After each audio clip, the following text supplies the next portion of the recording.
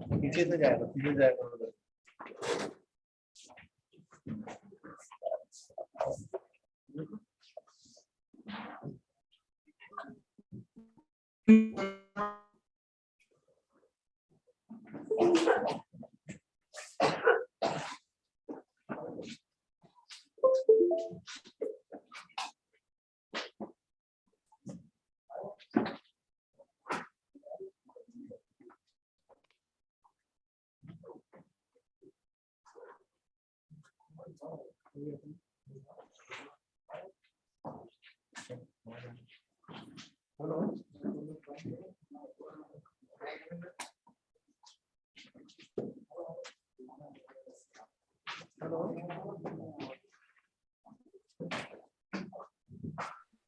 Good morning.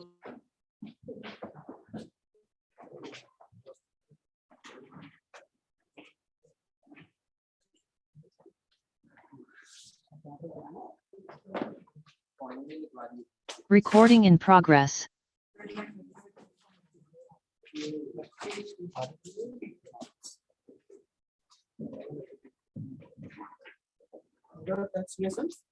Constant है तो 4 equations हमने लिखे थे। Yes sir.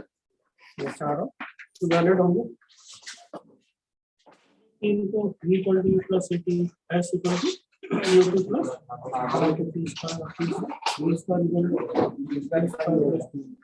चौथा इक्वेशन का डिस्प्लेसमेंट कवर्ड nth सेकंड।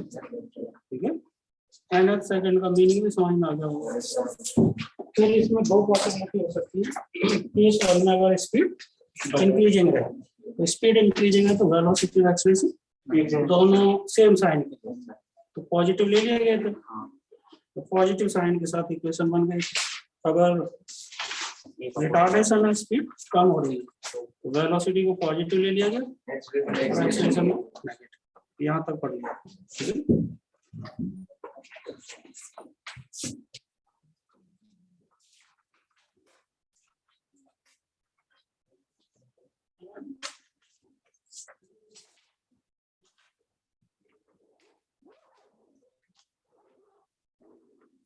यह है स्ट्रेट हॉरिजॉन्टल रोड।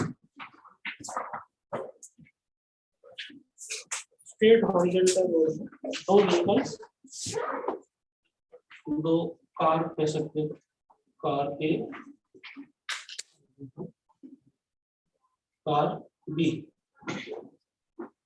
एक कार एक बाइक या कुछ अलग नाम से भी हो सकते हैं। दोनों के बीच का सेपरेशन 100 मीटर। और ये वाली जो बी वाली कार है ये 10 मीटर पर सेकंड की कांस्टेंट वेलोसिटी से चल रही है स्ट्रेट लाइन हॉरिजॉन्टल रोड।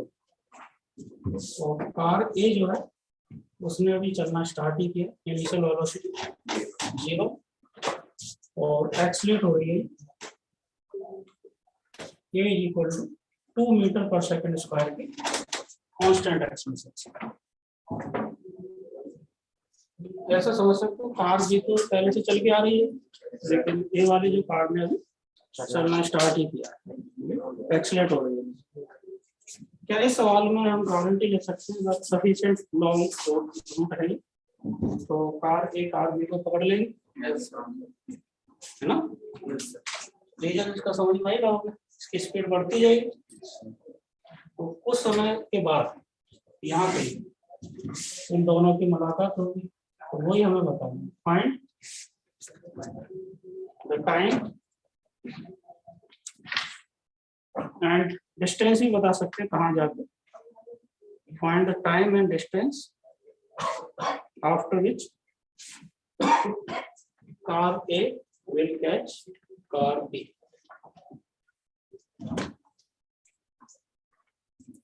तो इस सवाल को करने का बड़ा बेसिक सा तरीका मान लो यहाँ पे कुल डिस्टेंस चलने के बाद दोनों कार की मुलाकात होगी, एक ही जगह पर पाएंगे टी टाइम। मान लो यहाँ से x डिस्टेंस पे ऐसा हो रहा है और टी टाइम लगाया, तो बताइए कार बी ने कितनी डिस्टेंस कवर की?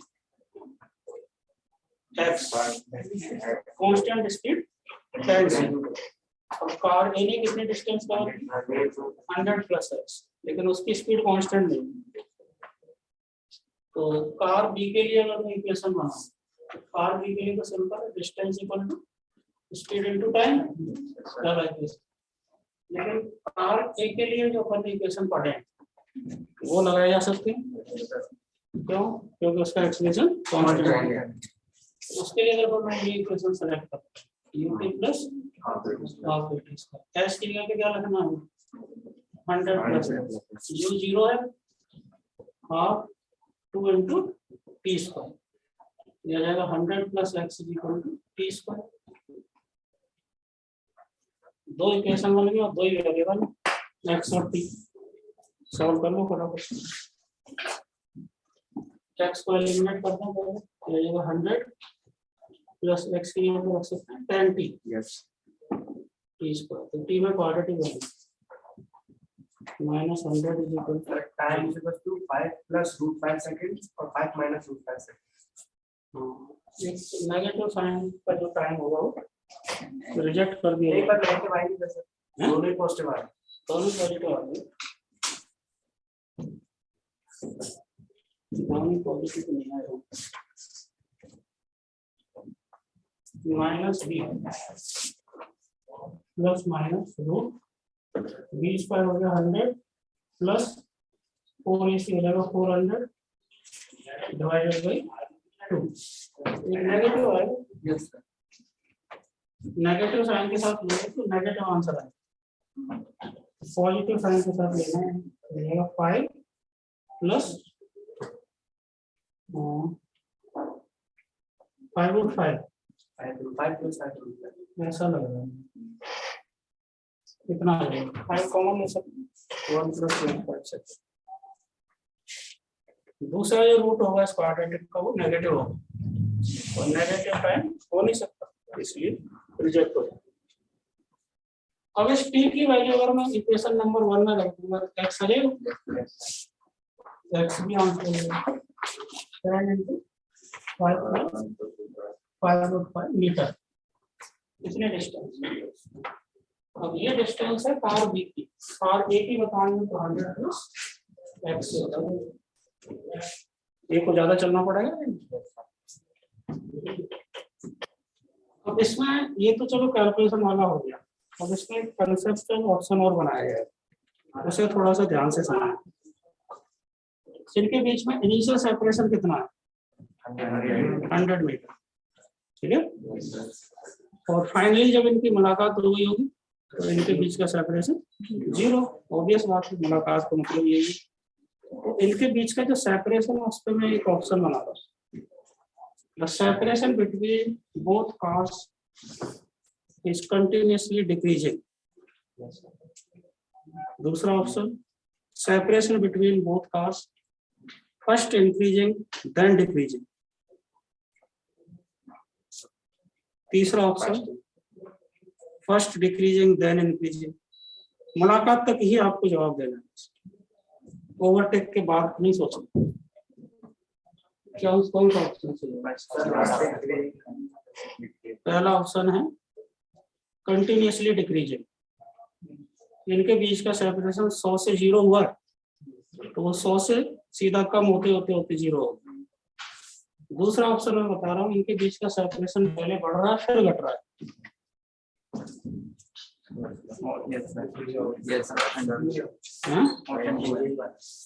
पहले पढ़ रहा है, इनके बीच का सेपरेशन 100 से बढ़ेगा शुरू। क्यों? जब तक इसकी स्पीड 10 से कम रहेगी, ध्यान से देखो, जब तक ये ए वाली कार की स्पीड 10 से कम रहेगी तब तक वो दूर नहीं बढ़ती जाएगी। जैसे इसकी स्पीड 10 से ज्यादा होगी फिर इनके बीच का सेपरेशन कम होना चाहिए। कौन सा ऑप्शन सही रहा? पहले इंक्रीज होगा सेपरेशन और फिर separation between the cars, separation between the cars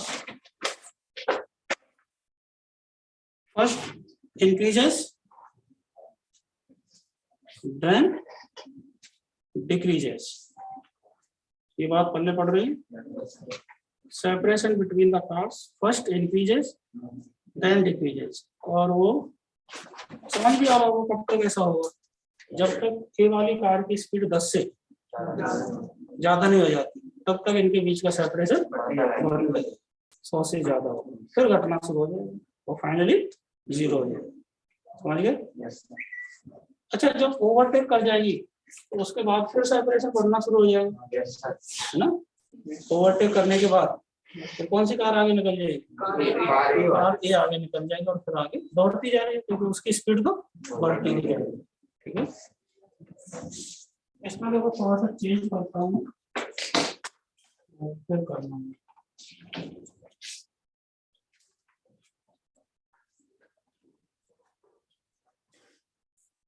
diagram तो यही बना दो, वो कार हूँ फिर से।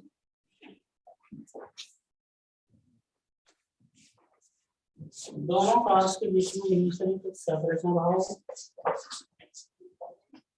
कुछ भी हो सकता है, मैं इसे डी मान लूंगा, ये सेपरेशन में मान लो डी, और ये जो ए वाली जो कार है ये कांस्टेंट वेलोसिटी से चल वी नॉट कांस्टेंट वेलोसिटी, ए वाली कार की वेलोसिटी चेंज नहीं होगी। ये वाली कार ने अभी चलना ही शुरू किया, इनिशियल स्पीड 0 और ये एक्सीलरेट हो रही है कांस्टेंट एक्सीलरेशन, ऐसी स्थिति में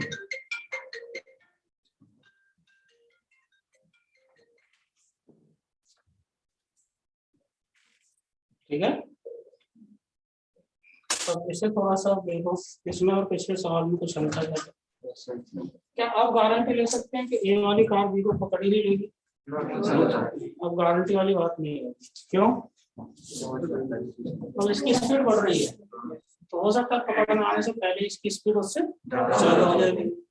ठीक है, अब देखो इस पर डिपेंडेंट होगा सब वी नॉट, वी नॉट अगर थोड़ी ज्यादा रखेंगे तो पकड़ने का चांस बन जाएगा, कम रखेंगे तो पकड़ने का चांस कम रहेगा, और डी पे भी डिपेंडेंट होगा कितनी दूर है उससे। तो सवाल अपना ये है, minimum value of V naught, find minimum value of V naught if car A can catch car B. Minimum value of V naught if car A can catch car B, यानी V naught की value कम से कम इतनी लेंगे तो वो just पकड़ लेगी, इससे कम लेंगे तो पकड़ने नहीं आएगी, ज्यादा लेंगे तो आसानी से ओवरटेक भी हो जाएगा। ठीक है, तो हमें वी नॉट की वो वैल्यू बतानी कि बस जस्ट पकड़ना आ गई वो कार।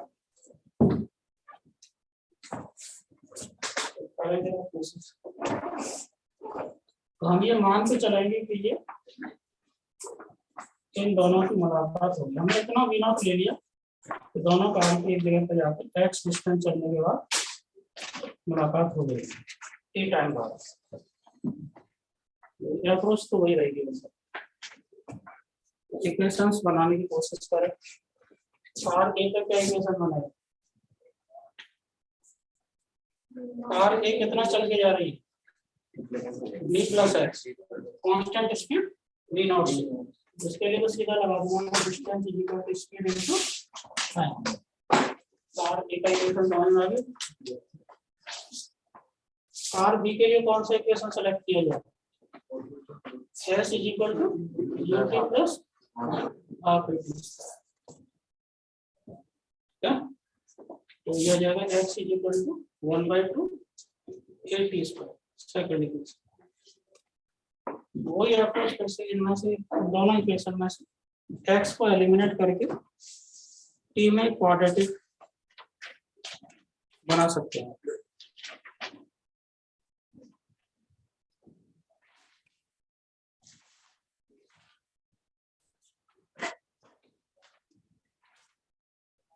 क्या क्वाड्रेटिक बनेंगे? t plus half a t square is equal to v naught t, इसे लिख सकता हूँ a t square minus 2 v naught t plus 2d is equal to 0। Yes, sir. Check कर लेना क्वाड्रेटिक सही लिखा है। अब इस क्वाड्रेटिक से t की वैल्यू अगर हम ढूंढेंगे तो आएगा minus B plus minus root B square हो जाएगा 4 B naught square minus 4 AC ये हो जाएगा 8 AD। ये तो जानते होंगे क्या क्वाड्रेटिक के रूट्स कैसे निकाले जाते हैं इसको श्यामा कहूंगे शायद इससे तो समझो। नाम भी होता है इस फॉर्मूले का श्रीधराचार्य उसी से आता है। थोड़ा सा सिंपलीफाई कर दो तो कॉमन आके कैंसिल हो रहा है। p is equal to v naught plus minus root v naught square minus 4AD या 2AD 4 लाना पड़ेगा डिवाइडेड बाई k। या कितने टाइम बाद इनकी मुलाकात हो जानी चाहिए हमने ऐसा माना है, लेकिन मुलाकात होने का मतलब है कि इस t की एक रियल वैल्यू आनी चाहिए है ना। हमने वो टाइम माना है जब इनकी मुलाकात हो गई और अगर ये t रियल वैल्यू नहीं आ रही थी इसका मतलब होगा कि ऐसा कोई टाइम आएगा ही नहीं जहाँ ये दोनों एक साथ हों। तो t को रियल होने के लिए समझ गया होंगे रूट के अंदर जो लिखा हुआ है वो पॉजिटिव होना चाहिए या 0 होगा। बस आ गया आंसर। तो time p to be real इसका मतलब समझ लो। टाइम p को रियल होने का मतलब वो टाइम जब इनकी मुलाकात होनी है वो टाइम तभी आएगा जब t की वैल्यू रियल होगी। तो क्या कंडीशन होनी चाहिए v naught square minus 2AD greater than equal to 0। v naught greater than equal to root 2AD। देखो जरा आंसर आ चुका क्या सवाल क्या था v नॉट की वो मिनिमम वैल्यू जब इनकी मुलाकात हो जानी चाहिए। तो v नॉट मिनिमम अगर मैं पूछूं तो क्या लिखेंगे रूट 2AD रूट 2 कम से कम कितनी वैल्यू रखनी पड़ेगी v नॉट की। अगर इससे कम वैल्यू रखेंगे तो टाइम रियल नहीं आएगा। टाइम रियल नहीं आएगा मतलब ऐसा कोई इंस्टेंट नहीं आएगा जहां ये दोनों एक साथ हो मुलाकात नहीं होगी। इससे ज्यादा अच्छा बिल्कुल इसके बराबर लो तो उसका मतलब समझ रहे बस कार भी पकड़ में आने वाली थी है ना बस टच ही हुआ है ओवरटेक नहीं होगा इसमें। ओवरटेक के लिए तो क्या होना पड़ेगा रूट 2AD से ज्यादा होना चाहिए तभी वो आगे निकल पाए। ठीक है एग्जैक्ट बराबर अच्छा अगर कम ले लिया तो पहले ही पीछे ही रह जाएगी उसकी स्पीड और ज्यादा हो जाएगी। ठीक है तो कम से कम यानी लिमिटिंग केस मिनिमम का मतलब जस्ट टच कर पाए यानी कार ए कार बी को जस्ट टच कर पाए ओवरटेक नहीं होगा। और वो ऐसा ऑप्शन बनाना कि ओवरटेक करना है तो V naught must be greater than वो वाला ऑप्शन सेलेक्ट कीजिए।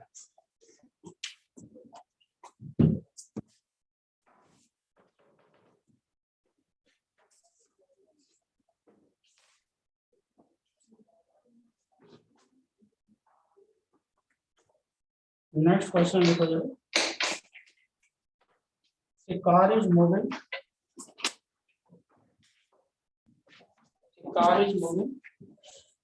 with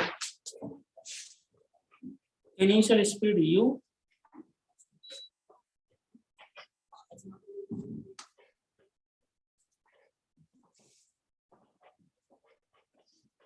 first stop लगाएंगे the brakes are applied to provide constant retardation. Brakes are applied to provide constant retardation. Obvious बात है ब्रेक्स लगाइए तो रिटार्डेशन मिलेगा इसे। Find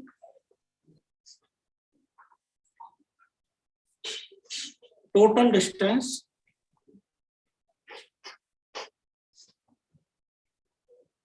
covered by car. Sir एक बार स्टार्टिंग से रिपीट कर दीजिए। स्टार्टिंग मतलब जहाँ से क्लास स्टार्ट हुई थी।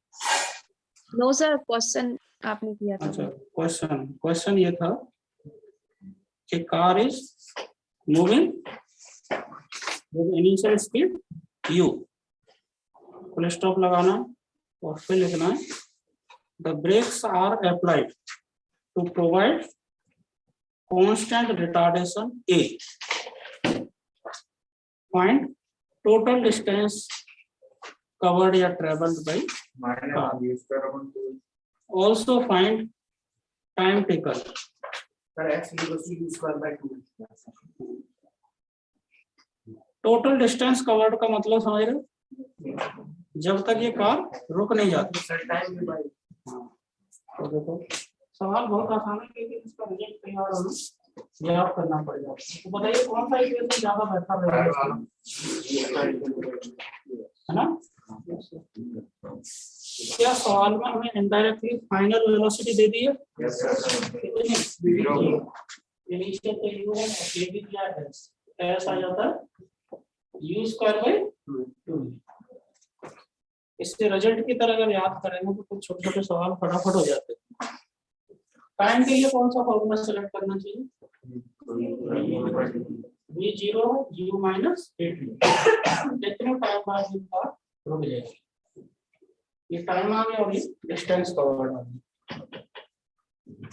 अब जैसे इसमें थोड़ा बहुत चेंज कर देते हैं, वो कहेंगे कि भाई कार वही है, ब्रेक्स वही हैं, लेकिन इनिशियल स्पीड पहले से डबल से चल रही है, तो डिस्टेंस कवर्ड डबल होगी क्या? इनिशियल स्पीड को डबल स्पीड से चला रहे हो फिर ब्रेक लगा रहे हो, तो डिस्टेंस कवर्ड कितने टाइम्स हो जाएगी? 4 टाइम्स। यानी पहले 100 मीटर पर रुक रही थी, तो डबल स्पीड से चलाएंगे फिर ब्रेक लगाएंगे तो 400 मीटर पर जाएगी। समझ रहे? टाइम पे ध्यान दो,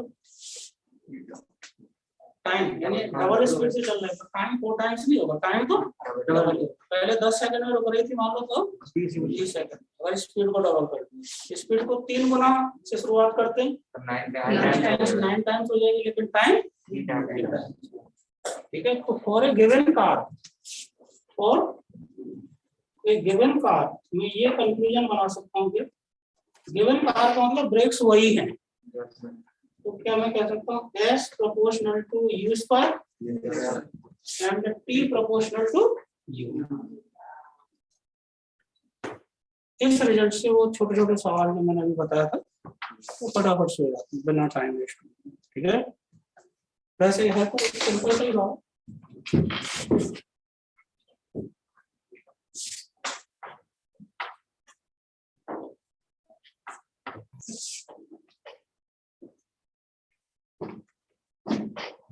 नेक्स्ट क्वेश्चन लिखो, पार्टिकल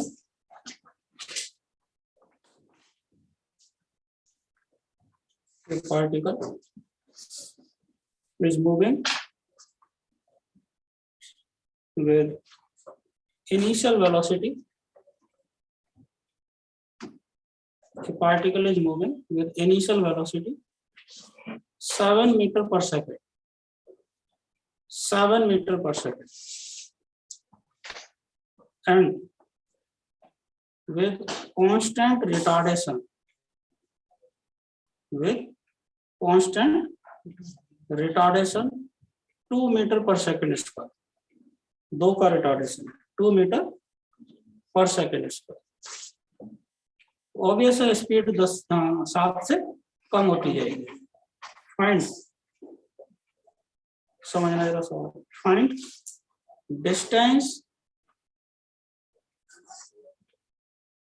डिस्टेंस कवर्ड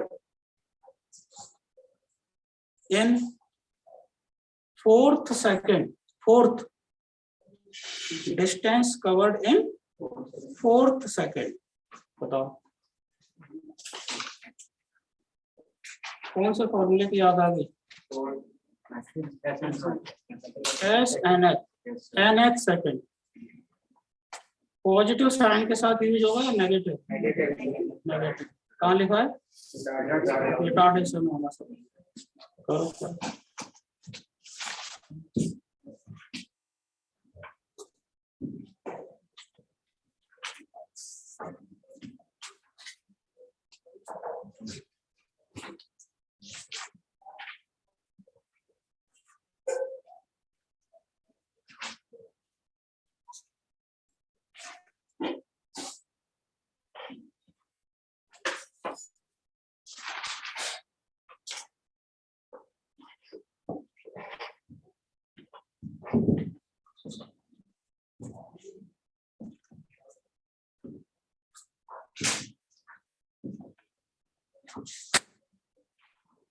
वैल्यूज रखनी, क्या आंसर आ गया?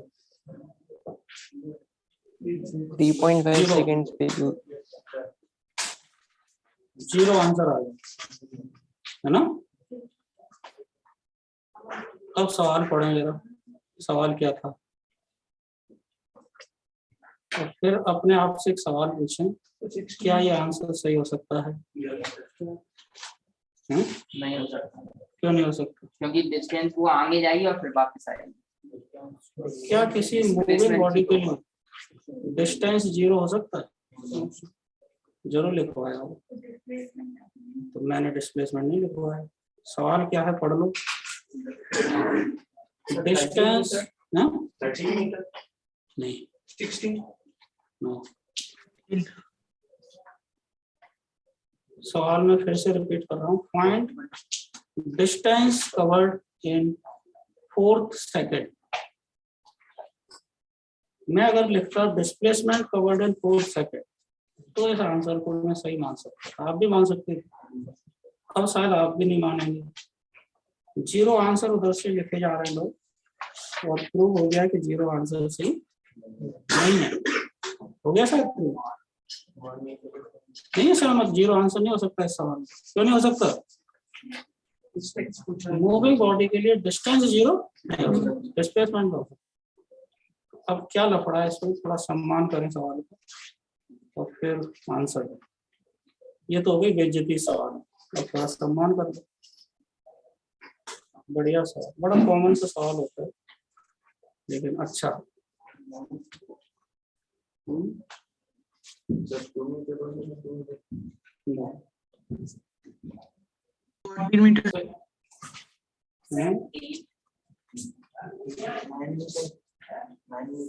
नो,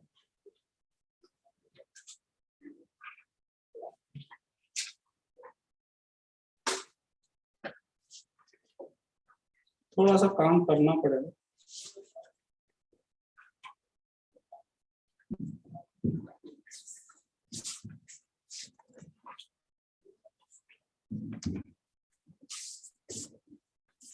फॉर्मूला को आंसर 0 दे रहा होगा, इसमें कोई शक नहीं।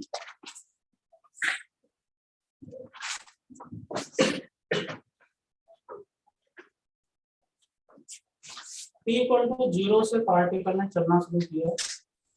इनिशियल स्पीड 7 मीटर पर सेकंड, रिटार्डेशन 2 1/4 मीटर। आंसर गलत है।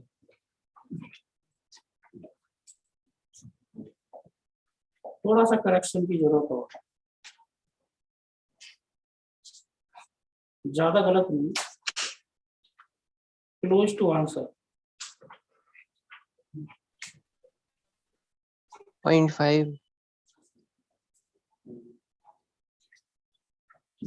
इधर से सही है। ये रिटार्डेशन सही बनाया मैंने, तो डायरेक्शन सही है। तो उसमें -2 आएगा क्योंकि रिटार्ड कर रहा है तो वो माइनस में जाएगा ना। क्या माइनस में जाएगा? तो वो रिटार्डेशन हो रहा है तो रिटार्डेशन माइनस ही होगा, इसलिए मैं तो मना कर 13 मीटर है। माइनस साइन के साथ ही तो इक्वेशन लगाया होगा, तभी तो आंसर 0 आ रहा है, लेकिन वो आंसर गलत है। तो डिस्कस करते हैं। उधर से कोई पूछ रहा है रिटार्डेशन तो नेगेटिव होगा, मैं तो मना कर रहा हूँ, लेकिन होगा तो ऐसे डायग्राम में थोड़ी नेगेटिव बनाए, डायग्राम में तो वैल्यू तो लिखेंगे। नहीं दिख रहा है एक्सीलरेशन नेगेटिव बना दिया। 0.25 वेलोसिटी को मैंने राइट वर्ड्स लिया, एक्सीलरेशन को लेफ्ट वर्ड ले लिया, हो गया वो नेगेटिव। नेगेटिव क्या मतलब, ये तो है। अब मैं अगर ये सवाल करूं कि इसकी स्पीड 7 से घटेगी तो बढ़ेगी, घटेगी, घटते घटते क्या कोई मुझे वो टाइम बता सकता है जिस टाइम पे ये वेलोसिटी 0 हो जाएगी? 3.5 सेकंड। कौन सा इक्वेशन?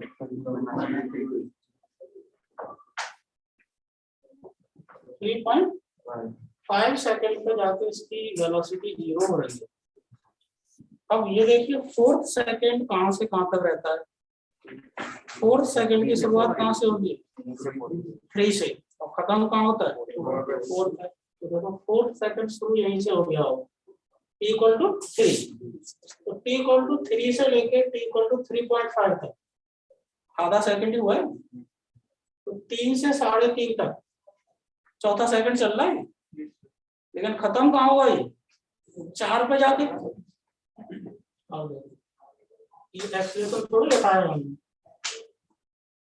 जैसे ये यहाँ रुका तो ये परमानेंट रुकेगा, एक मूवमेंट पर रुकेगा।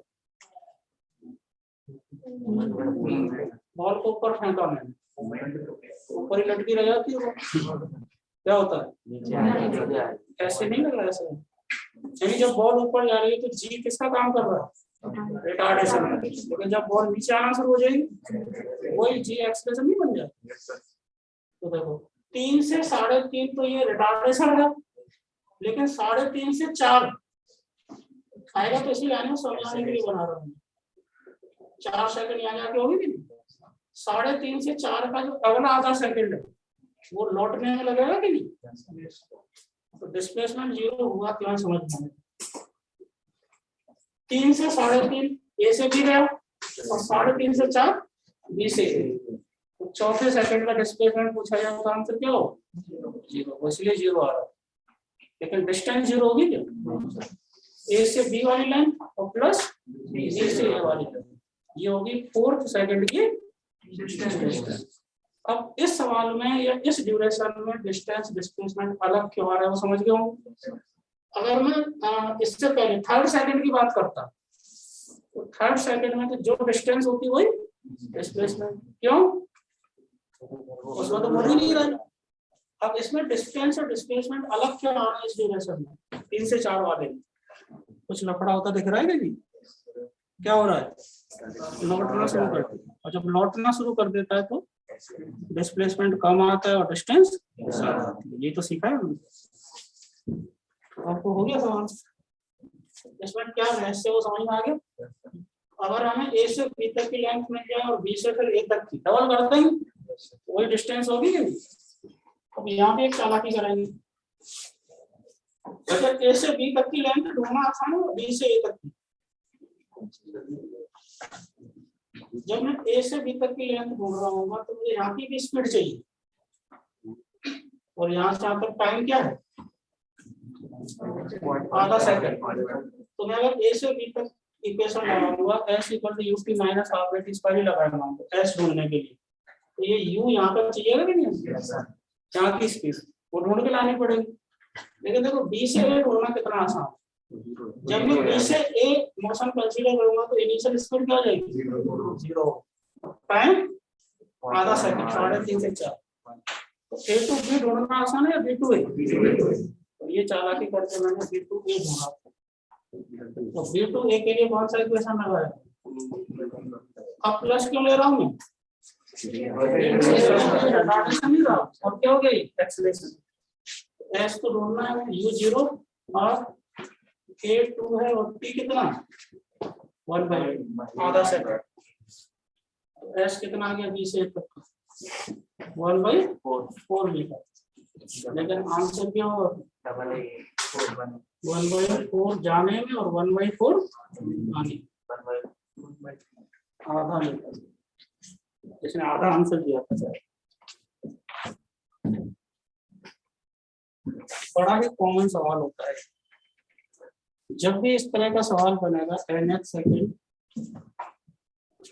डिस्टेंस डिस्प्लेसमेंट का और रिटार्डिंग मोशन है, यानी बॉडी रिटार्ड हो रही है, तो सबसे पहले हमें ये चेक करना चाहिए कि जिस ड्यूरेशन में बात चल रही है सवाल की, उस ड्यूरेशन में इसमें चलने की डायरेक्शन चेंज तो नहीं करनी। इसमें हो रहा है ऐसा, ठीक है? समझ गए क्या? अच्छा, फॉर्मूले से जो आंसर आ रहा है वो गलत नहीं है। वो काय चीज का आंसर है? अगर डिस्प्लेसमेंट पूछा जाता है 4th सेकंड का, और अगर आप हेडिंग देखें, जहाँ हेडिंग लिखवाई थी मैंने 4th इक्वेशन की, तो वहाँ डिस्टेंस नहीं लिखवाया था, डिस्प्लेसमेंट लिखवाया। तो फॉर्मूले से डिस्टेंस नहीं आता, क्या आता है? वो अलग बात है कि अगर बॉडी सीधी सीधी चलती जा रही है, मुड़ नहीं रही, तो उस फॉर्मूले से डिस्टेंस भी आ जाएगी। उस फॉर्मूले से डिस्टेंस कब नहीं आएगी? जो इस सवाल में हो रहा है, ठीक है।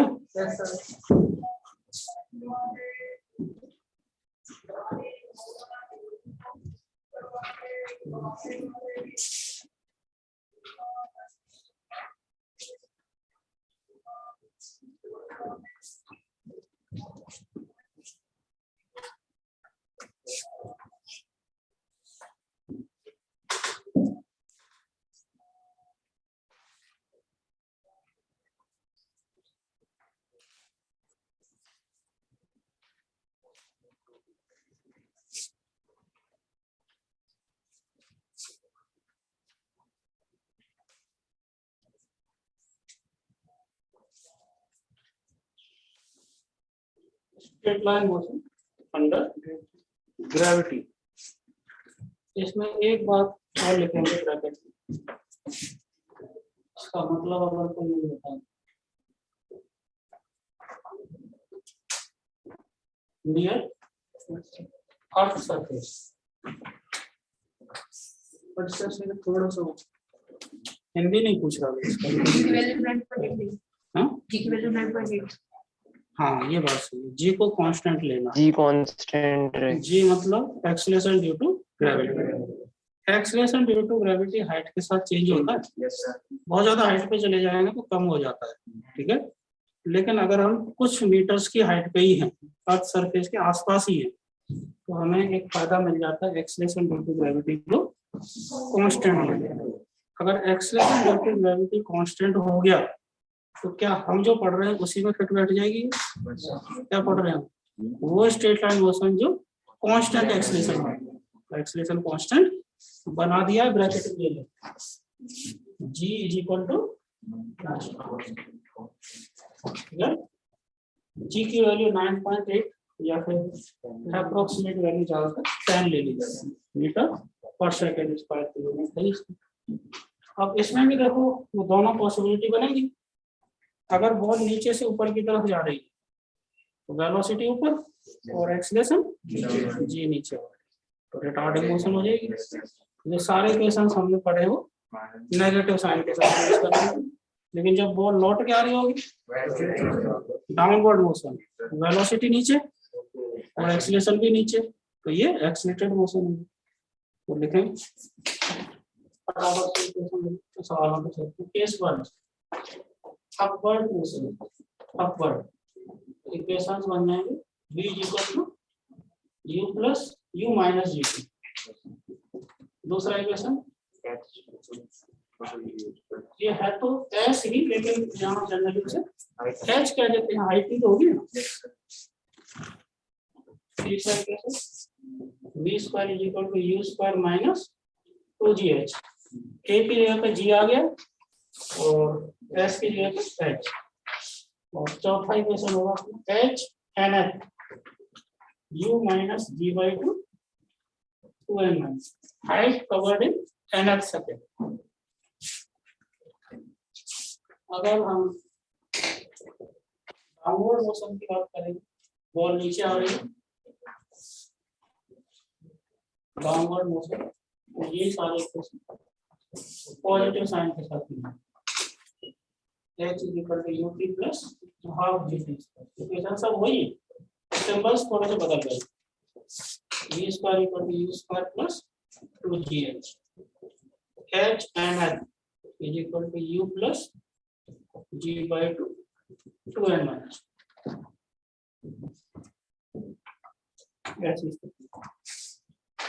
तो ये वही मोशन है जो अपन पढ़ रहे हैं, straight line motion under gravity. वही है स्ट्रेट लाइन मोशन में कांस्टेंट एक्सीलरेशन, बस एक्सीलरेशन की जगह पे जी आ गया, बाकी सारी चीजें वही, बस सिंबल्स थोड़े से अलग हो, ठीक है।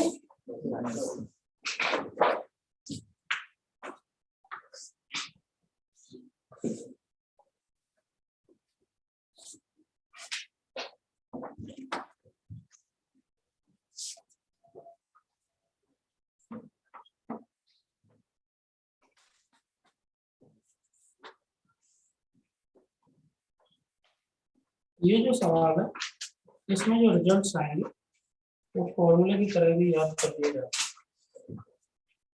अर्थ सरफेस से इसी बॉल को vertically upward initial speed you से प्रोजेक्ट कर रहे हैं, acceleration due to gravity G है। ये बॉल जैसे जैसे ऊपर चलती जाएगी इसकी स्पीड कम होती है, और कम होते होते हाईएस्ट पॉइंट पे जाती है स्पीड 0 है। ये हाईएस्ट पॉइंट होगा, और अर्थ से लेकर हाईएस्ट पॉइंट तक की जो हाइट है उसको हम इसकी मैक्सिमम हाइट कह सकते हैं, है ना। तो अर्थ से मैक्सिमम हाइट तक जाने में से कुछ समय लगेगा, और फिर वापस आने में भी कुछ समय लगेगा। तो जब तक ये यहाँ पर नहीं लौट आती, यानी जितनी देर के लिए हवा में रहेगी बॉल, उसको कहते हैं इसका टाइम ऑफ फ्लाइट। क्या बोलते हैं? Time of flight. और ये जो हाइट है कैपिटल ये क्या है? मैक्सिमम हाइट, ठीक है। तो ये चीजें पूछी जाती हैं। फाइंड पहला पार्ट, मैक्सिमम हाइट फ्रॉम अर्थ, नहीं, maximum height from earth surface. इसके लिए देखो कौन सा फॉर्मूला यूज करना चाहिए हमें। ए से मान लो इसने चलना शुरू किया और बी तक पहुंचा, ए से बी तक की जो मोशन कंसीडर करनी है, ए से बी तक की मोशन अपवर्ड है या डाउनवर्ड? Retarding motion. तो मुझे देखो इस फॉर्मूले की अगर याद आ जाए तो बात बन जाएगी। मैक्सिमम हाइट ढूंढने के लिए इसमें v क्या रखना चाहिए? फाइनल वेलोसिटी 0 है, इनिशियल यूज पर -2g और h को बड़ा h हो जाएगा, h का फॉर्मूला तैयार हो जाएगा यूज पर bye 2g।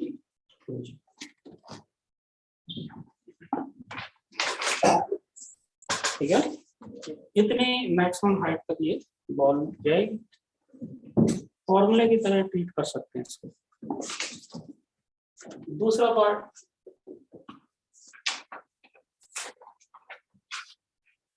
Time taken in upward journey. Time taken in upward journey, समझ गए? ए से लेके बी तक का समय पूछना चाह रहा हूँ। ए से बी तक upward journey, u minus G P लगाऊंगा, तो v तो 0, u माइनस जी इंटू इसको मैंने क्या किया t1 टाइम u बाई जी। ठीक है, अब ये बॉल एक मोमेंट के लिए रुकेगी यहाँ बस, फिर से वापस आना है, तो वापस आने में इसको कितना समय लगेगा ये बताओ। Third part, time taken in downward journey. ये देखो कैसे है, तो ये वही तो पूरा आएगा। कैसे कैलकुलेट किया जाएगा? डाउनवर्ड जर्नी मतलब बी टू ए, ध्यान देना जरा। अब हमें बी से लेके ए तक की मोशन कंसीडर करनी है। तो जब मैं बी से ए तक की मोशन कंसीडर करूंगा, पहले तो बताओ पॉजिटिव साइन आएगा या नेगेटिव? क्या बात करूंगा, एक्सीलरेटिंग मोशन होगी या रिटार्डिंग? सारे इक्वेशन पॉजिटिव साइन के साथ लगेंगे। तो बी से ए तक जब अपन कंसीडर कर रहे हैं मोशन, तो बताइए इनिशियल स्पीड क्या हो जाएगी? 0।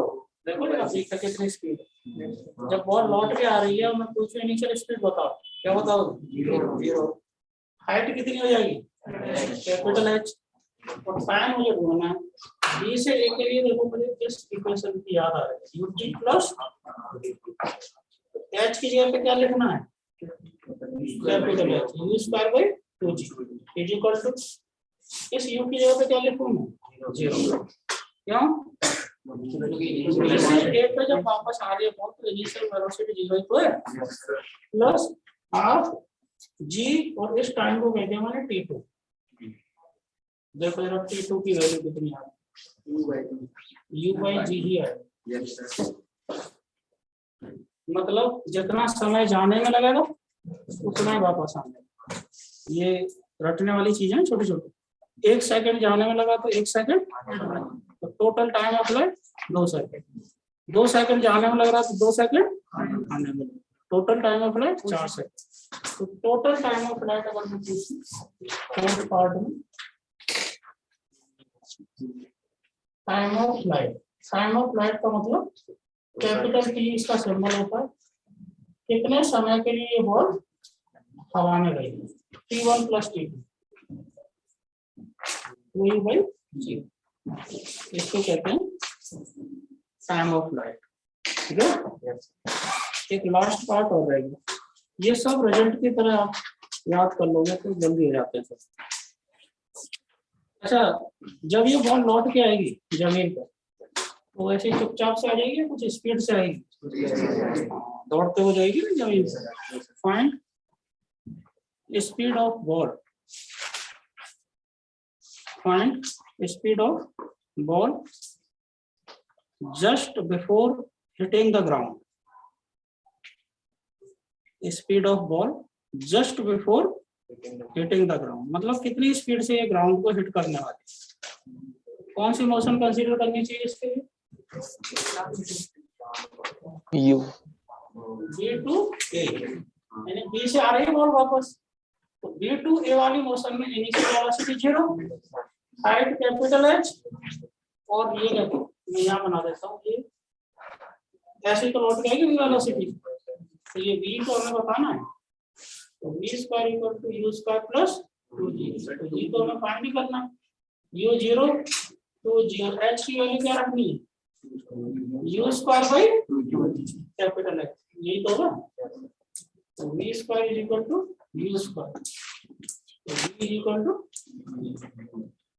कितनी स्पीड से भेजा था इसे U से, तो कितनी स्पीड से वापस आ जाएगी U से, मैंने 10 मीटर/सेकंड से ऊपर भेजा तो 10 मीटर/सेकंड से वापस आएगा। तो मैं यहाँ एक स्टेटमेंट बोल रहा हूँ, एक option, the ball will return back with same velocity,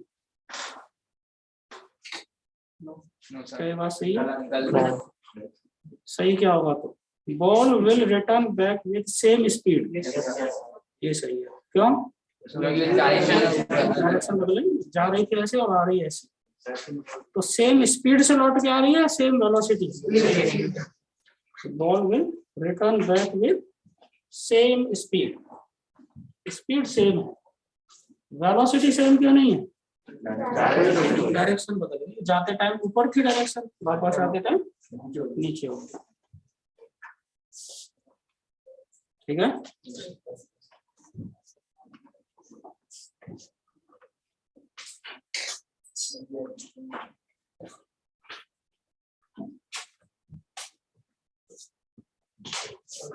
और इसमें थोड़ा सा चेंज करते। अच्छा, ये जो सवाल हमने अभी किया है, इस सवाल में कहीं भी डायग्राम में या कहीं भी आप लिख लो, डायग्राम में लिख लेना नेगलेक्ट एयर रेजिस्टेंस, नेगलेक्ट यानी हमने अभी जो सवाल किया उसमें हम एयर रेजिस्टेंस को नेगलेक्ट कर चुके हैं। एयर रेजिस्टेंस मतलब थोड़ा सा समझने की कोशिश कर सकते हैं।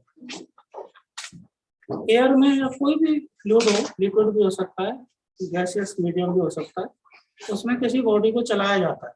जैसे हम खुद ही चले हवा में, तो हवा हमारे चलने का अपोज करती है कि तेजी से दौड़ते हैं तो वो महसूस भी होता है ना। तो एयर हमारे ऊपर अपोजिंग फोर्स लगा रही है, सपोर्टिंग रेजिस्टेंस ऑफर हो रहा है, उसको क्या कहते हैं? Air resistance. जैसे बॉल को भी हवा में फेंकें तो बॉल जो है एयर के छोटे छोटे पार्टिकल से टकराई कि नहीं, तो उन टक्करों की वजह से फोर्स अप्लाई होता है अपोजिट डायरेक्शन। जैसे बॉल को ऊपर भेज रहा, ऊपर जा रही है बॉल, एयर रेजिस्टेंस किधर लगेगा? नीचे। लेकिन जब बॉल लौट के आ रही होगी, एयर रेजिस्टेंस वेलोसिटी के अपोजिट, जी से इसका कोई लेना देना नहीं, जी तो हमेशा नीचे ही लगेगा, लेकिन एयर रेजिस्टेंस वेलोसिटी के अपोजिट। जैसे अगर हम ईस्ट में दौड़ के जा रहे हैं तो एयर रेजिस्टेंस वेस्ट में लगेगा, समझ रहे हो नहीं ये चीज? तो अब अगले सवाल में मैं उस एयर रेजिस्टेंस को भी कंसीडर कर रहा हूँ। देखो डायग्राम को वही बनाना और वही सारे पार्ट भी अपन करेंगे। बॉल को इनिशियल स्पीड u से भेजा है और जी को लग ही रहा है इधर,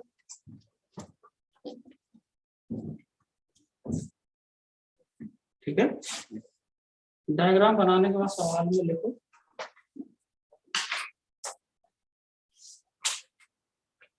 the retardation the retardation, bracket में कांस्टेंट भी लिख लो, वो कांस्टेंट बोलना भूल गया हूँ, रिटार्डेशन और वो कांस्टेंट लेना है, offered by air resistance is a, small a, मतलब जी तो लग ही रहा होगा, उसके साथ साथ इस ए को भी लेना है। और कैसे लेना है वो डायरेक्शन मैंने बता दी, बॉल जब ऊपर जा रही होगी तो ये ए नीचे लगेगा, जब नीचे आ रही होगी तो ये ऊपर। फाइंड, और फाइंड में फिर पहला पार्ट, सबसे पहला पार्ट वही है मैक्सिमम हाइट। अब मैक्सिमम हाइट बोलेंगे,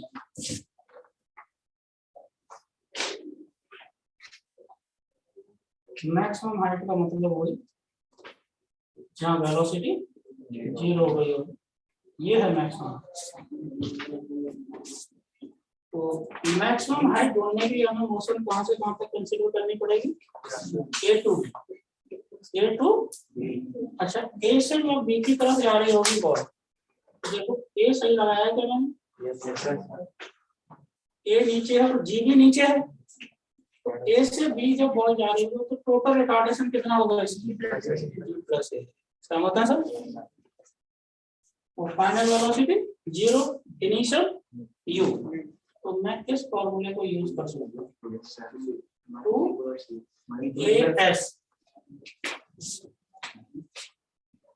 जी भी जी नहीं लिखेंगे आप, जी प्लस ए होगा, इसलिए मैंने ए मान लिया उसे। v की जगह पे क्या लिखेंगे 0, u की जगह पे u -2, a की जगह पे लिखो आप टोटल रिटार्डेशन इनटू s कितना है पूरी height, h is equal to आ जाएगा u²/2 g प्लस, ये हो गया मैक्सिमम।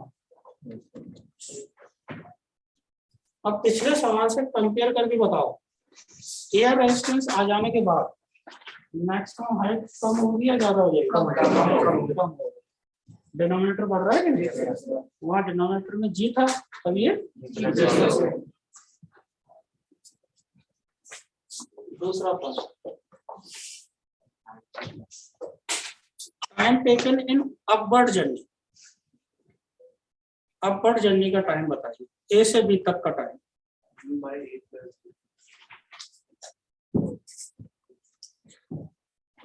तो ए से बी तक का जो टाइम मैं ढूंढूंगा वही फॉर्मूला v = u माइनस, और ए की जगह पर g प्लस ए इंटू टाइम t1, तो t1 आ जाएगा u/g प्लस।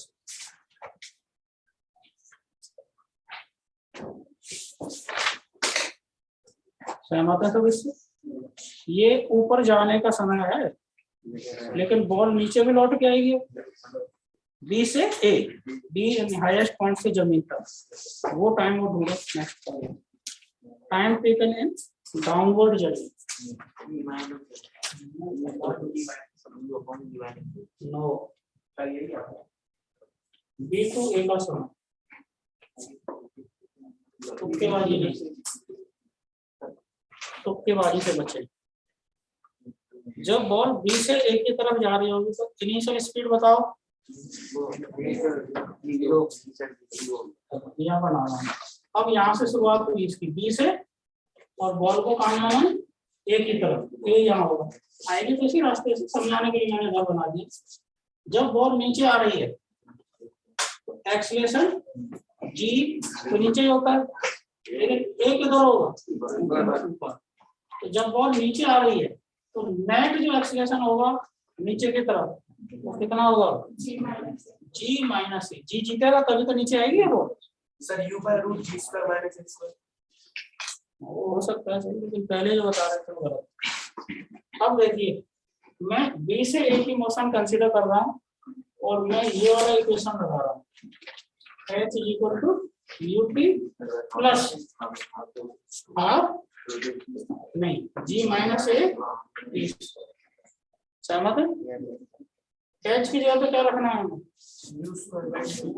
u²/2g प्लस है, ये तो ढूंढ ही चुका है, हाइट तो वही होगी जो जाने में कवर हुई, इज इक्वल टू यू क्या लिखूं हमने 0। अब इनिशियल स्पीड 0 हो गई, बी से वापस प्लस हाफ जी माइनस ए और इसको मैंने T2 कह दिया।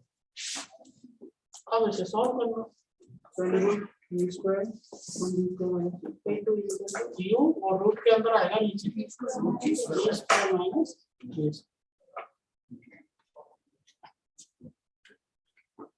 अब देखो क्या जाने का समय और वापस आने का समय बराबर है?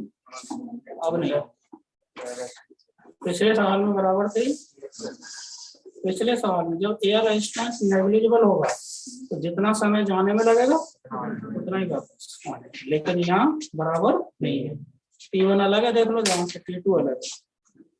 चौथे पार्ट में आप मैथ के स्टूडेंट हैं, आप खुद जाने, मैं आपको एक सवाल दे रहा हूँ, उस सवाल को एंजॉय करो। मुझे ये बता दो T1 और T2 दोनों आपके सामने लिखे, इनमें से कौन सा ज्यादा है? नेक्स्ट पार्ट ये which time is more? तुक्केबाजी नहीं, तरीके से एक्सप्लेनेशन के साथ। टाइम टू ज्यादा है, T2 ज्यादा होगा। सवाल तो समझे नहीं लोग क्या पूछ रहा हूँ। दो समय है, एक T1 है जाने का, T2 है वापस आने का। ये तो कंफर्म है कि ये बराबर नहीं, ज्यादा कौन सा है, इसके लिए क्या अप्रोच रहनी चाहिए? सर टाइम टू में सर रूट में जी square minus a square, ji square minus a square की मैक्सिमम वैल्यू जी आ सकती है, और ऊपर वाले केस में सर ए पॉजिटिव में बढ़ रहा है जी के साथ।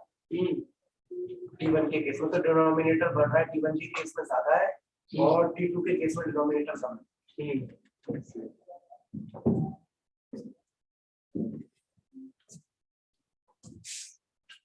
और कोई कुछ कहना चाह रहा है? बाकी लोग पता नहीं समझेंगे, मैं समझ गया उसके बाद। और इसका एक बढ़िया तरीका, ग्रेविटी की वजह से कम टाइम लगेगा।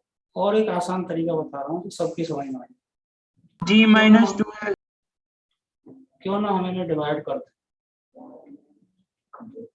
और डिवाइड करने के बाद 1 से छोटा आ रहा है या 1 से बड़ा, तो ये नहीं होता मेथड है कौन छोटा है कौन बड़ा है। इसका एक तरीका ये सीधा डिवाइड करके देखो।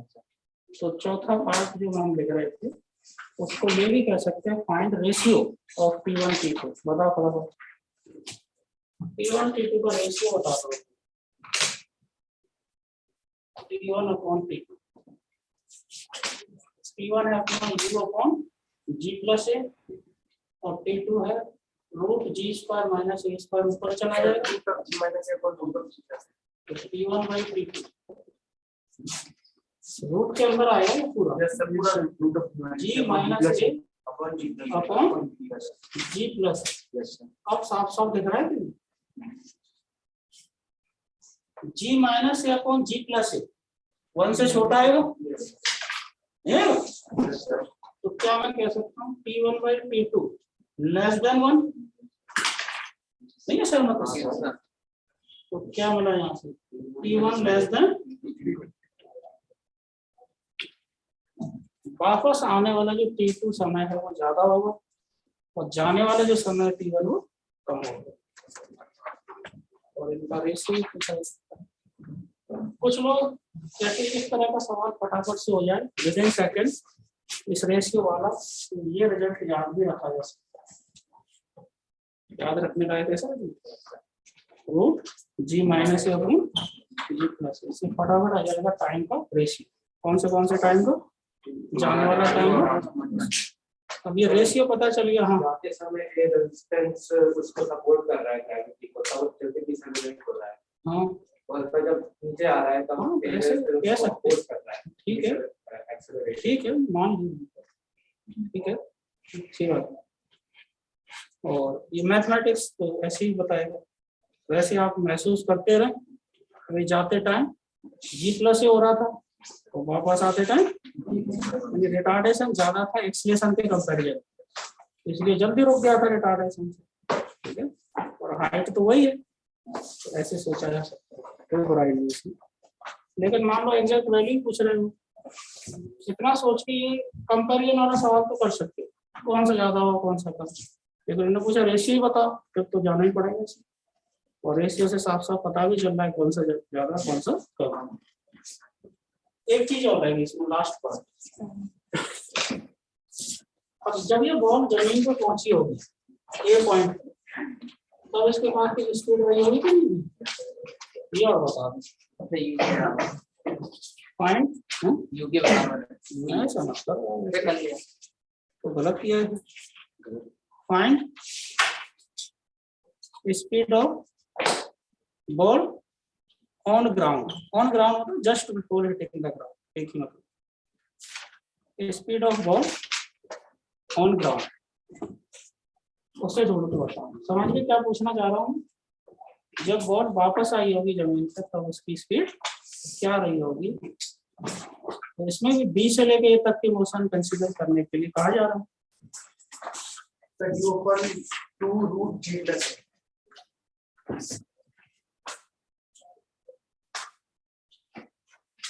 ठीक नहीं लग रहा है मुझे। U into T1 upon T2.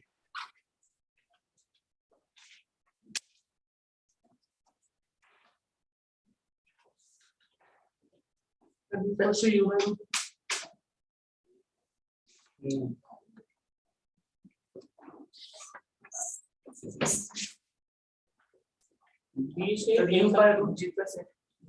हाँ? u by root g plus ये भी शायद गलत लगा। बी से ए तक की मोशन कंसीडर करते हैं। बी से ए तक की मोशन कंसीडर करेंगे तो इनिशियल वेलोसिटी क्या हो जाएगी? 0 yes sir। फाइनल हमें बतानी और रिटार्ड एक्सीलरेशन कितना होगा? g माइनस ए। तो मुझे तो ये फॉर्मूला याद आ रहा है, u प्लस 2 g माइनस ए इंटू एच। देखो समझना कैसे? g minus a upon g plus yes sir। u times g minus root के अंदर आएगा सही। ये इक्वेशन सही लग रहा है कि नहीं? देखो yes sir। प्लस साइन क्यों लिया?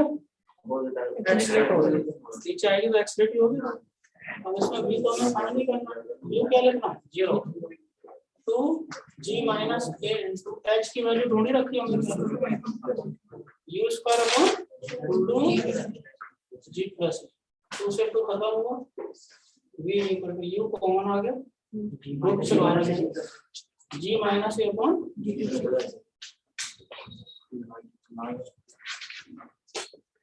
अब इसे देख के बता दो कि ये जो v आ रहा है वो u के बराबर तो आ नहीं रहा, u से कम आ रहा है या ज्यादा?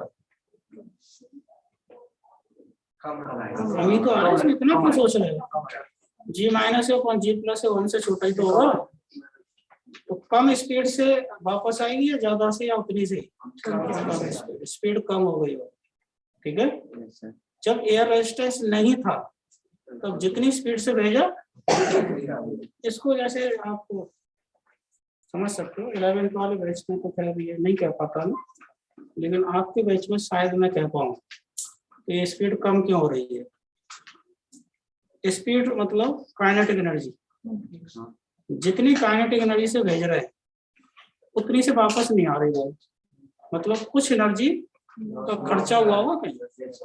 और जो एयर रेजिस्टेंस या फ्रिक्शन जैसे जो फोर्स होते हैं ये हमेशा एनर्जी खाते हैं, जिनमें एनर्जी हमेशा लॉस होती है। पहले क्यों नहीं हो रही थी एनर्जी लॉस? एयर रेजिस्टेंस था ही नहीं, तो जितनी एनर्जी से हमने भेजा उतनी से वापस आ। अब जितनी से भेज रहे हैं उससे कम स्पीड मतलब कम काइनेटिक एनर्जी से वापस आ रही है, मतलब एनर्जी का कहीं ना कहीं नुकसान हुआ है। वो नुकसान किसने किया है? तो अगर आपसे ये भी पूछा जाए, वो बाद में करेंगे उसमें वर्क पावर एनर्जी वाले चैप्टर में, कि कितनी एनर्जी का नुकसान हो गया या एयर रेजिस्टेंस ने कितनी एनर्जी का लॉस किया। तो सिंपल सी बात है, इनिशियल वाली काइनेटिक एनर्जी माइनस फाइनल वाली, इतनी एनर्जी का नुकसान एयर रेजिस्टेंस ने किया। समझिए? अच्छा, इसको ऐसे भी लिख सकते हैं, अभी किसी ने बताया नहीं था, depending upon option u into more than one वाले ऑप्शन से हो जाते हैं। ए ऑप्शन में पहला वाला ऑप्शन लिखा होगा, बी में ये लिख देंगे, दोनों ही सही हो जाएंगे।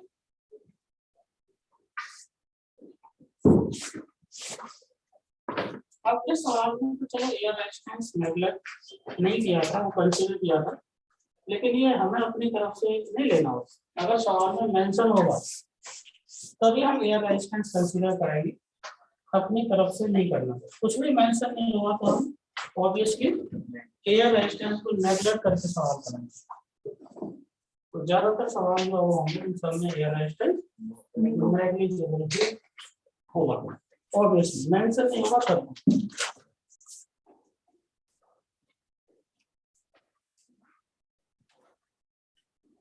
न्यू स्पीड से बॉल को फेंका,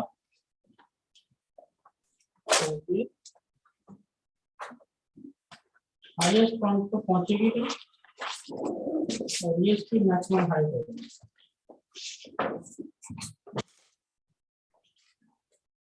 मैक्सिमम हाइट कितनी होगी वो हमें पता ही है, u स्क्वायर बाई 2g, पढ़ ही चुके हैं वो तो। अब देखो जैसे ये u स्पीड से भेजा तो ये स्पीड बढ़ते बढ़ते बढ़ते यहाँ जाके v हो गई होगी जो u से कम होगी, और जमीन से सर्टेन हाइट h जो मैक्सिमम से कम होगी कि नहीं, h हाइट पे ये बॉल पाई जाएगी। मान लो फॉर एग्जांपल मैक्सिमम हाइट आ गई 100 मीटर, तो 100 से कम मान लो 30 मीटर पर ये बॉल कहीं पाई जाएगी कि नहीं, उसको मैं स्मॉल एच कह रहा हूँ। अब बताइए स्मॉल एच हाइट पर ये बॉल एक बार पाई जाएगी या दो बार? दो बार। क्यों? एक बार जाते टाइम और एक बार, यानी मैक्सिमम हाइट पे तो एक ही बार ही पाई जाएगी, लेकिन मैक्सिमम से कम हाइट कोई सी भी ले लो उस पर ये दो इंस्टेंट पर मिलेगी। एक इंस्टेंट t1 है तो दूसरा t2। कब मिलेगी वो मैं तो बता देता हूँ। कितने लोग सहमत है कि इस हाइट पे, स्मॉल एच हाइट पे जितनी स्पीड जाने में होगी उतनी ही आने में होगी? ये तो सीधा जमीन पे भी ऐसा ही, जमीन से जितनी स्पीड से देगा तो उतनी से ज्यादा सकेगा। अब देखो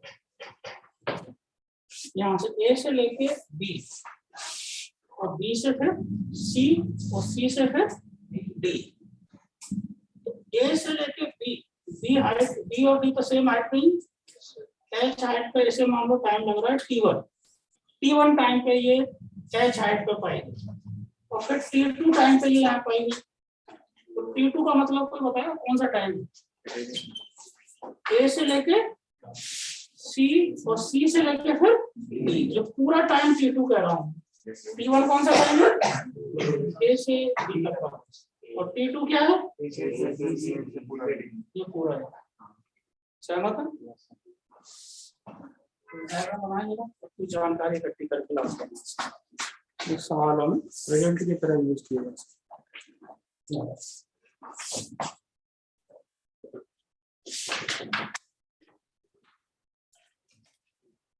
जब ये बॉल ऊपर की तरफ जा रही है तो मैंने इसके लिए एक इक्वेशन लगाया, यहाँ से लेके यहाँ तक की हाइट कितनी? Small H, initial speed u, और ऊपर जा रही है तो माइनस और v2 स्क्वायर। मैं थोड़ा सा अरेंज कर लेता हूँ।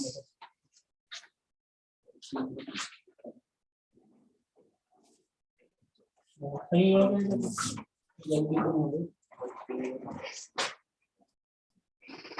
क्वाड्रेटिक बना दिया टीवी। अब टी में क्वाड्रेटिक बना हुआ है, इसका मीनिंग देखो आप समझ जाएंगे।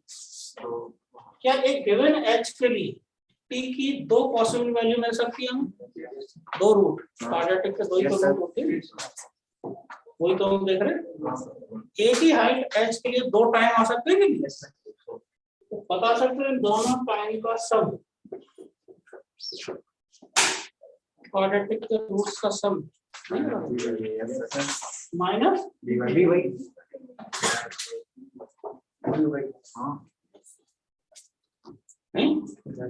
ये कुछ जाना पहचाना था शायद। टोटल टाइम ऑफ फ्लाइट कैसे देखो समझो, वो हमें पहले से पता था बिना कैलकुलेशन। यहाँ से लेके यहाँ तक का समय T1, तो कोई मुझे बिना कैलकुलेशन के बता सकता है यहाँ से यहाँ तक का समय नहीं समझे? और यहाँ से यहाँ तक का टोटल T2 प्लस T1 मिला के क्या हो जाएगा पूरा टाइम हो रहा है कि नहीं? A से लेके B तक का समय है T1, लेकिन जब B से वापस यहाँ तक आ रही होगी तो भी कितना समय होगा, यानी यहाँ से यहाँ तक का T1 है और यहाँ से ये पूरा कितना लेफ्ट टाइम है T2, तो T1 और T2 को ऐड कर देंगे तो जमीन को नहीं पहुंचेगी वो, इसी को क्या कहते हैं टोटल टाइम। तो कैपिटल T बोला जाए। बताइए दो रूट्स का प्रोडक्ट क्या होता है?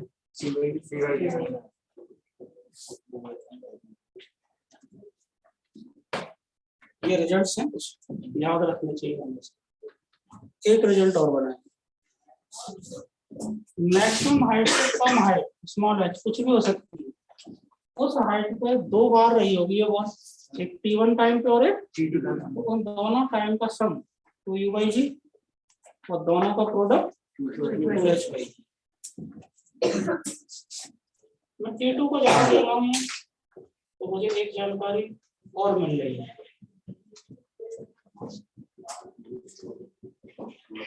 शायद कोई मुझे सपोर्ट कर रहा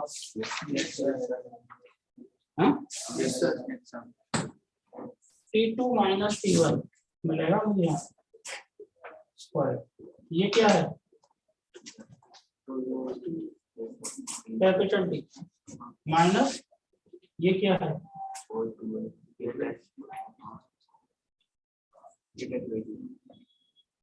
दोनों टाइम का डिफरेंस यहाँ से बने। तो जिन दो टाइम पे ये सेम हाइट h पे है मैक्सिमम से कम, उन दोनों टाइम का सम पता होना चाहिए हमें, दोनों का प्रोडक्ट पता होना चाहिए और दोनों का डिफरेंस। ये अपने आप में सवाल भी है और इनके बेस्ड सवाल भी, ये रिजल्ट की तरह याद कर लेंगे तो सही रहेगा।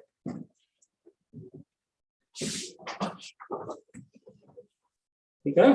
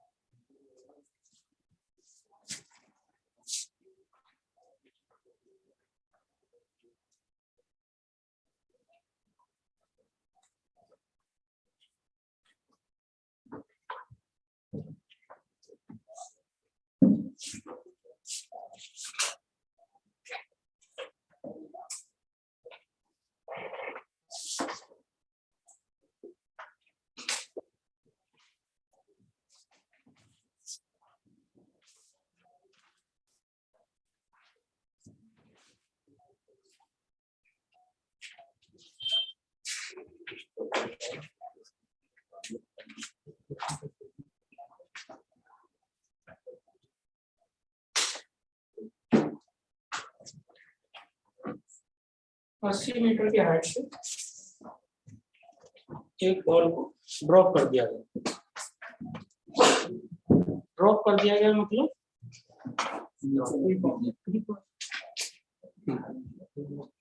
फ्री फॉल का मतलब अलग होता है। फ्री फॉल होता है G = 0। Free fall initial velocity, drop या रिलीज का एक ही मीनिंग होता है, इनिशियल वेलोसिटी। ठीक है, 80 मीटर की हाइट से G की वैल्यू क्या है? क्या ये बॉल कुछ समय बाद जमीन पे पहुंचने वाली है? अब देखो, एक पर्सन जहां जमीन पे ये बॉल पहुंचेगी वहां से 20 मीटर की डिस्टेंस पे खड़ा होगा। ठीक है, जैसे इस बॉल को गिरते हुए देखा इस पर्सन ने, तो ये यहाँ से रेस्ट पे खड़ा हुआ था, इसे दौड़ना शुरू करना। इनिशियल स्पीड 0 और दौड़ना शुरू करना तो एक्स जैसा रखना पड़ेगा कुछ।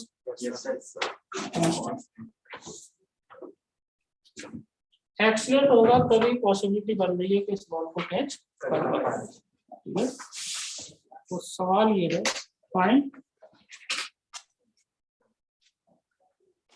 Minimum value of acceleration A of the person,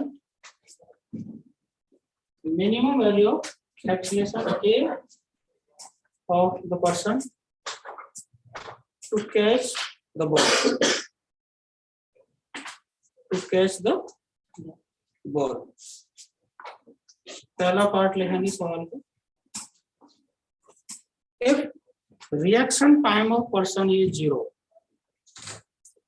समझना है, नई चीज इंट्रोड्यूस कर रहा हूँ। If reaction time of person is 0, दूसरा part, if reaction time is 2 seconds, तीसरा part, if reaction time is 6 seconds, 6 second. Reaction time का मीनिंग पहले से वैसे तो जानते होंगे, नाम से पता चल रहा है, लेकिन सुन सकते हो। रिएक्शन टाइम का मतलब है रिक्वायरमेंट और एक्शन दोनों के बीच में जो समय लगता है। जैसे आप कार में जा रहे हो, कार चला के, तो आगे कुछ रिक्वायरमेंट आई ब्रेक्स लगाने की, तो ब्रेन के पास इंफॉर्मेशन पहुंची कि ब्रेक लगानी है। अब ब्रेन ने वो इंफॉर्मेशन, यानी ब्रेन जैसे एक्टिव हुआ तो ब्रेक तो पैरों से लगेगी, तो ब्रेन के एक्टिवेशन और पैर के रिएक्शन के बीच में कुछ टाइम लग जाएगा कि उसी को क्या कहेंगे, उस ड्राइवर का रिएक्शन टाइम। तो कौन सा ड्राइवर ज्यादा बेहतर होगा, कम रिएक्शन टाइम वाला या ज्यादा वाला तो बढ़ जाएगा। तो रिएक्शन टाइम जितना कम होगा उतनी जल्दी ब्रेक लग जाएगी कि नहीं। तो ये जो प्लेयर है, अब प्लेयर भी देखो कौन सा प्लेयर ज्यादा बेहतर होगा, रिएक्शन टाइम कम होगा। तो जो मैंने बोला कि रिएक्शन टाइम 0 पहला पार्ट, ये आइडियल प्लेयर हो गया है ना।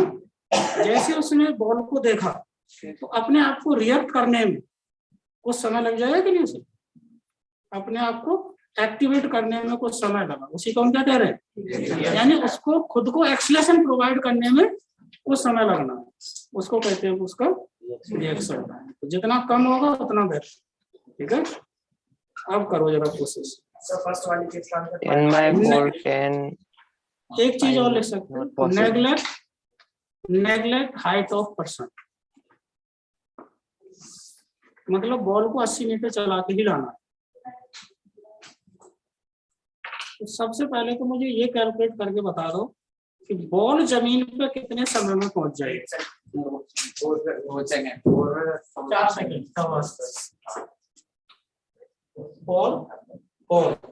बॉल के लिए स्टडी कर रहा हूँ पहले, बॉल के लिए, पर्सन को बाद में देखेंगे, पहले बॉल को देखो। बताइए बॉल की इनिशियल वेलोसिटी 0, एक्सेलरेशन 10, और हाइट कितनी चलनी है, तो कौन सा फॉर्मूला याद आ गया, h कितना 80, u0 और 10 into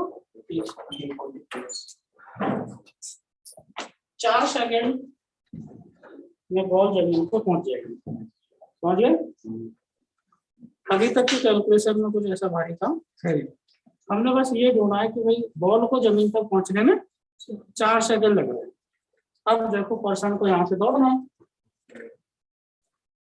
पहले पार्ट में अगर इस पर्सन का रिएक्शन टाइम 0 है तो पर्सन तुरंत रिएक्ट हो गया, तो पर्सन को इस 20 मीटर को कवर करने में कितना समय मिल गया, 4 सेकेंड। समझ गए? दूसरे पार्ट में पर्सन को रिएक्ट होने में 2 सेकेंड लग रहे हैं। 2 सेकेंड मतलब बॉल तो 4 सेकेंड में जमीन पे पहुंच गई, तो पर्सन को रिएक्ट होने में ही 2 सेकेंड खर्च हो गए। तो पर्सन को 20 मीटर कवर करने के लिए सिर्फ कितना समय बचा, 2 सेकेंड। समझिए?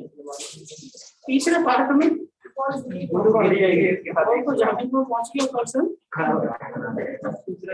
प्लेयर होगा। अच्छा ये तो मैंने 6 सेकंड कह दिया, लेकिन अगर रिएक्शन टाइम 4 सेकंड भी होता है इसका तो भी समय नहीं बचता।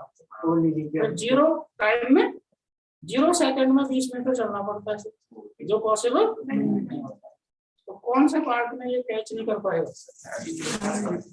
पहले में कर पाएगा? तो पहले पार्ट में पहले पार्ट पर्सन के लिए समय कितना बचा? 4% में क्लियर टाइम पूरा 4 सेकंड ही बचा। और distance s equal to u p plus s कितना 20 यू 0 और एल को फाइंड ही करना है और 4 का स्क्वायर ये कितना हो रहा है 2.5 मीटर कितने एक्सलेशन भी चलेगा तो कैच कर पाएगा। ठीक है। और दूसरे पार्ट में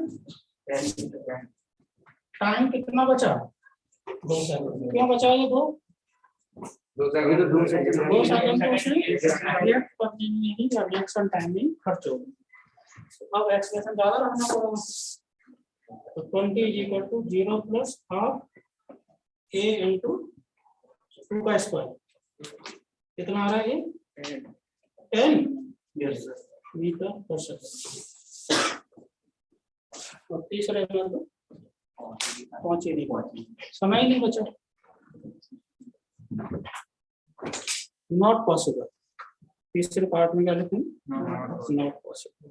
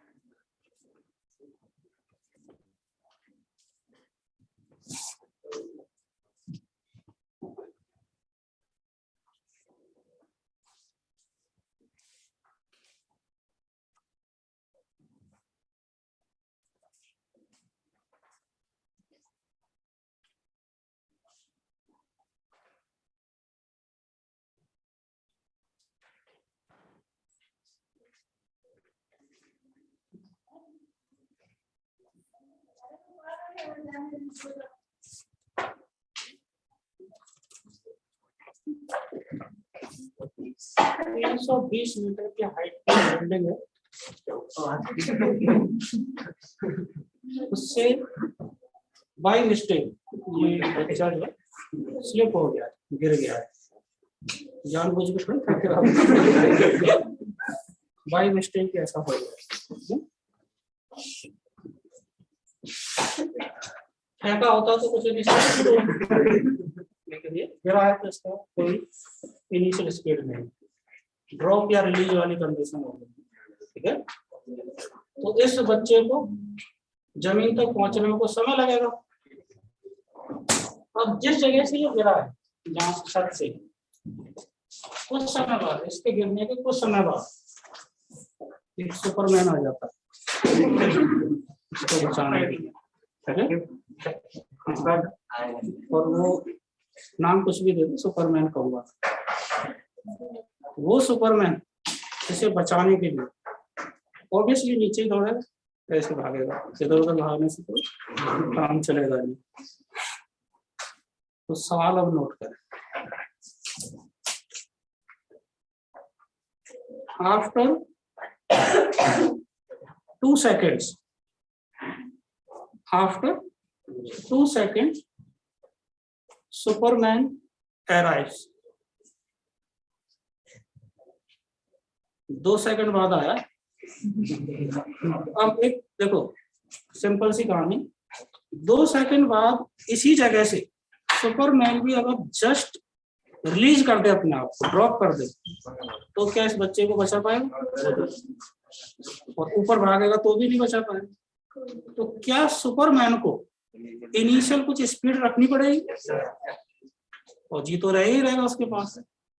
find minimum initial speed, minimum मतलब जमीन पर पहुंचते ही बचा ले, just minimum initial speed of Superman to save the child, करें प्रयास। अच्छा 2 सेकंड बाद सुपरमैन आया, फिर या ऐसा समझ सकते हो उसका रिएक्शन टाइम 2 सेकंड था, तो वही, लेकिन अपने आप को रिएक्ट करने में उसको 2 सेकंड लग गए, थोड़ा कम सुपरमैन है। पता नहीं चला या उधर नहीं देख रहा होगा, 2 सेकंड बाद नजर पड़ी उसको, ये बच्चा गिर गया। करंट प्रोसेस अप्रोच क्या रहेगी? अप्रोच वही रहनी चाहिए, बच्चे को जमीन तक पहुंचने में समय कितना लग रहा है इसका आइडिया लगे थोड़ा।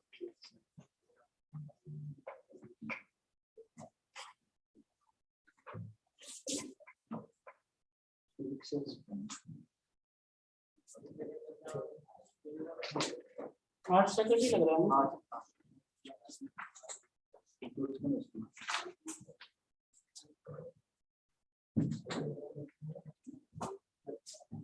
बच्चे के लिए जो कैलकुलेशन है वो क्या है, वो देखो। हाइट 320, 48.3 और ग्रेटर।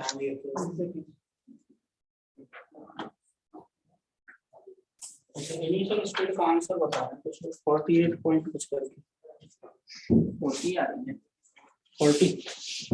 अगर जी 10 है। हाँ जी तो 10 ले लो, जी 10 ले लो। अच्छा बच्चे के लिए तो ये इक्वेशन लगाना h = ut plus half G T square. 8 second बता दो, है ना। 8 सेकंड का समय बच्चे को जमीन तक पहुंचने में लगा, लेकिन सुपरमैन के पास समय कितना बचा हुआ? 6 सेकंड। 2 सेकंड बाद आ रहा है। अब सुपरमैन को 320 मीटर की ही हाइट जस्ट बचाने के लिए 320 मीटर की हाइट चलनी पड़ेगी कि नहीं? कितने समय में कवर करनी है? 6 में। तो कुछ इनिशियल स्पीड रखनी पड़ेगी। तो सुपरमैन के लिए क्या इक्वेशन बना है?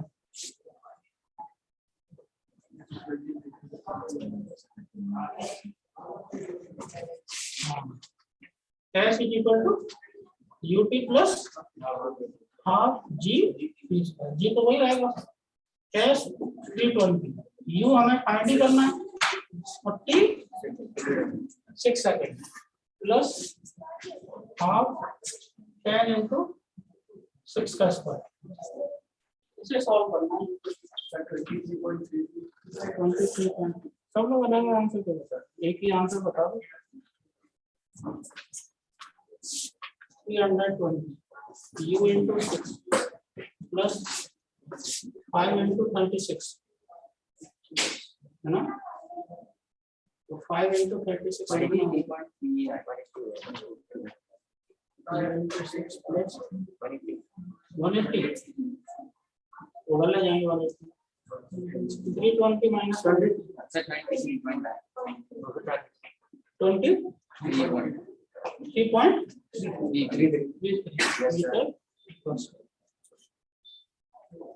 ये फाइनल आंसर होगा।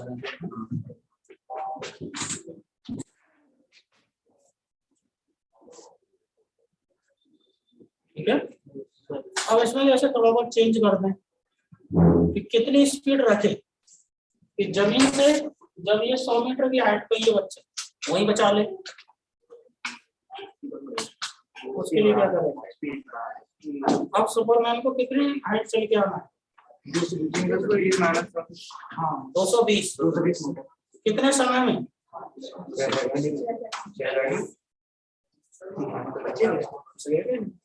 नहीं अब 6 सेकंड थोड़ी लगना। अब बच्चा जमीन तक थोड़ी पहुंचना, तो उसके लिए कौन सा टाइम ढूंढना पड़ेगा? 220 मीटर हाइट कवर करने में बच्चे को कितना समय लगा? मेरे पास तो करना है, देखो फाइंड फाइंड, अगर 320 में से 80 माइनस करेंगे तो कितना होगा? तो बढ़िया कैलकुलेशन में बनाएंगे।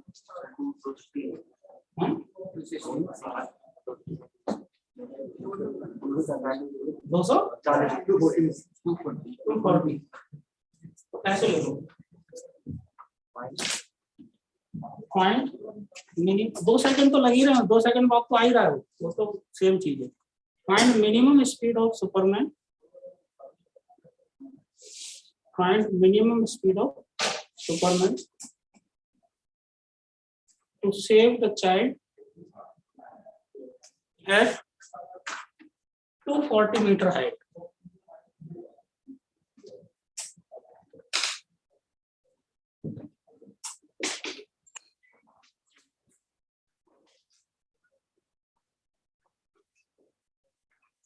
टू 40 तो जमीन से, तो ऊपर से कितना चल के आया वो? 80 मीटर, इसलिए मैंने दिया था, कैलकुलेशन आसान आ जाएगी। 80 मीटर हाइट से टाइम ढूंढोगे चाइल्ड के लिए, वो 4 सेकंड आ जाता है।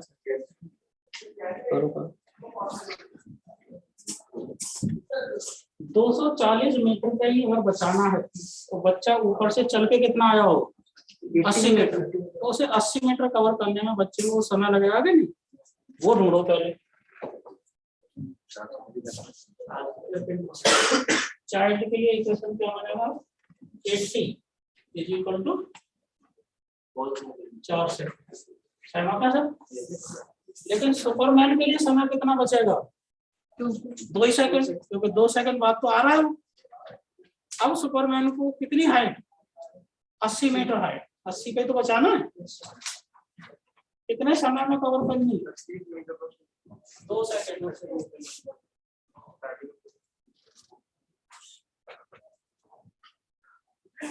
तो यहाँ पे कुछ चेंजेस आएंगे, ये 80 रहेगा और ये U तो फाइंड करना है, U2 प्लस हाफ 10 into 2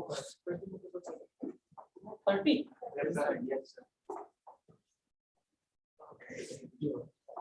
ठीक है, करेंगे कुछ और सवाल ब्रेक के बाद।